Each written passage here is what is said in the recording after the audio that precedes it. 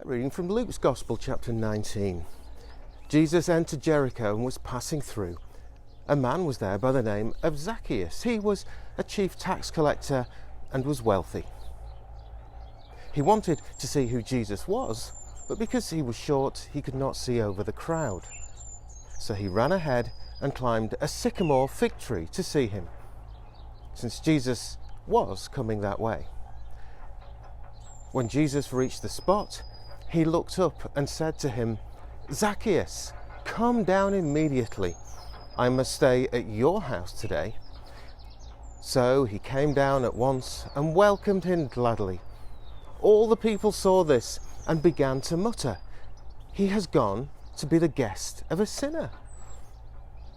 But Zacchaeus stood up and said to the Lord, "Look, Lord, here and now I give half of my possessions to the poor, and if I have cheated anybody out of anything, I will pay back 4 times the amount."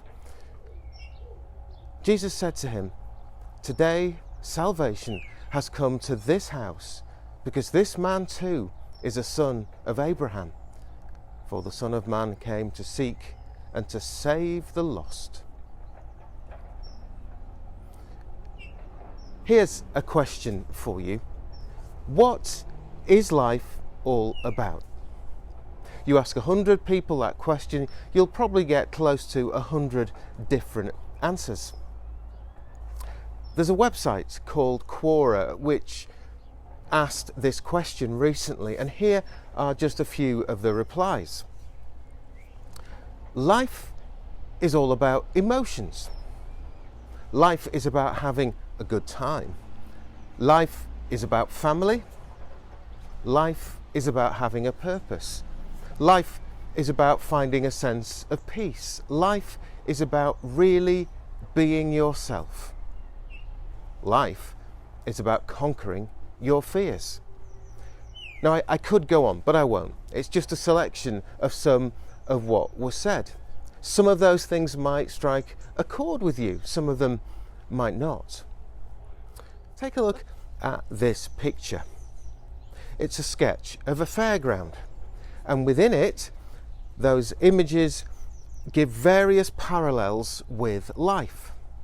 For example, for some people, life is like a roundabout, going round and round in circles, day after day, week after week, year after year, but never actually getting anywhere.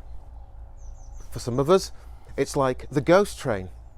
There might be ghosts which haunt us from our past, and we're worried about what might be coming up around the corner. Maybe for you, life is like riding the dodgems. You're doing the very best you can, but people just keep bumping into you. For others, life is about sitting somewhere away from the rides, taking it easy, enjoying yourself. You know, I'm sometimes a bit envious about people who seem to live these calm and stable lives. For me, I have to admit, life is so often full of ups and downs and twists and turns, some of them wonderful, others can be painful. And all this got me thinking about how, and this might be a bit of a cliche, but about how life really is a journey with a beginning, different stages, and eventually an end. So I've drawn up a lifeline of some of the key events in my life. On one end is birth, the other is death. There's the beginning, and that was at St James's Hospital in Leeds. Then a childhood in a loving family, though with a serious illness when I was 7. Then a recovery and school, and lots of playing cricket and lots of watching Leeds United. Then university. Then becoming a Christian at university. And in some ways, that feels like the moment my real life began. I met Carol a year later, then spent 9 years as a school teacher, 3 years training as a vicar before getting ordained. My wonderful boys came along, and then we came here to the Valley 10 years ago. More ups and downs along the way, of course. Then, at some point, of course, this life will end, and I'll move into a new life, even closer to God. Now, that's a very, very brief outline, and it might be something you want to draw out for yourselves at home as you think about your own life and key events. But you know, looking back, I can see times when God was quietly involved in my life, even years before I became a Christian, years before I was really aware that God was there at all. And there are times since I started to follow Jesus when he's felt so close, and other times when he's felt far away. There have been times of discouragement, but times of great encouragement too. The one constant, even before I was aware of him though, has been God. And for the best part of 30 years now, Jesus himself has just drawn me on. He's never let me go. He fascinates me. He amazes me as much today as he did when I first came to know him. There's certainly something so magnetic about Jesus if we can really cut through it all and get to him. Take Zacchaeus, for example, in today's gospel reading. Zacchaeus was a tax collector, a wealthy man, and to anyone looking on, he appeared to have everything that anyone could ever want. Everything, that is, except what really mattered. No peace, no real relationships, no real purpose, no knowledge of being loved just for who he really was. Meeting Jesus was what changed everything for Zacchaeus. And you know, the same is true for me. Of course, many Christians have always had an awareness of God being with them throughout their lives, and maybe that is you. There wasn't a specific moment when things changed. He's always been a reality in your life. God knows each of us better than we know ourselves, and however knowing him came about, all of us who follow Jesus, all of us are like apprentices to him, always learning, following and falling, standing up, walking and following again. But it's God himself who is our constant companion through all the seasons of our lives. And if you're watching this and aren't sure where you are on this journey, if you haven't yet really been drawn to Jesus, maybe now is the time for you to look into it a bit more seriously. Do get in touch. I'd love to talk to you. As we slowly open things up after the latest lockdown, as we enter a period of recovery, of reimagining our life together, and then reaching out in service to others, it's just the perfect opportunity to reflect on our own life's journeys, on our own relationships with God. Now take a look at this picture of a railway station. It's just full of busyness, isn't it? All sorts of different people doing all sorts of different things.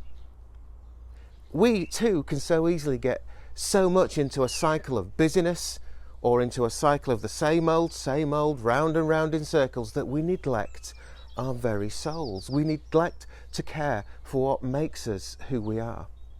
And we don't think about many of the big questions in life. We don't reflect, and we don't really grow spiritually or emotionally. But today and the next few weeks, we're all going to have that opportunity. Look at the picture closely as I ask you a couple of questions. If beginning with God is like setting out on a train journey, where might you be in this picture? In other words, where are you with God right now? Are you sitting comfortably on the train?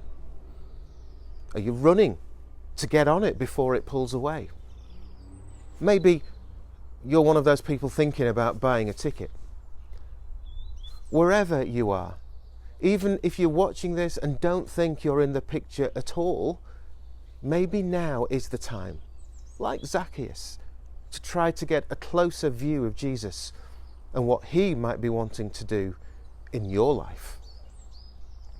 There are all sorts of resources that I can suggest to you wherever you are in this picture, wherever you are on the journey. So please do ask. I would really love to help. And each Sunday over the next few weeks, we'll be looking at things which will help us all climb that tree like Zacchaeus did. Help us all get a closer view of Jesus and so find what life really and truly is all about, what each of our lives is really all about. You know, my experience has been, and it continues to be this: the more I see of Jesus, the bigger my world gets. The more I see of Jesus, the deeper my experience of life gets. And the more I see of Jesus, the more my compassion for other people grows.